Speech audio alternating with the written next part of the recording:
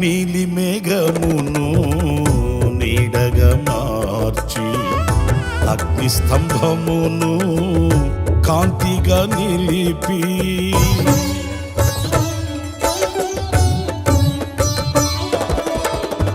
నీలి మేఘమును నీడగా మార్చి అగ్ని స్తంభమును కాంతిగా నిలిపి సైన్యములకు నీవే సారథిగా నిలిచి నింగినంటిన గోడలు కుప్పగా కూల్చిన సైన్యములకు నీవే సారథిగా నిలిచి నింగినంటిన గోడలు కుప్పగా కూల్చిన మా పక్షమై ఉన్న మహారాజువు నీవే.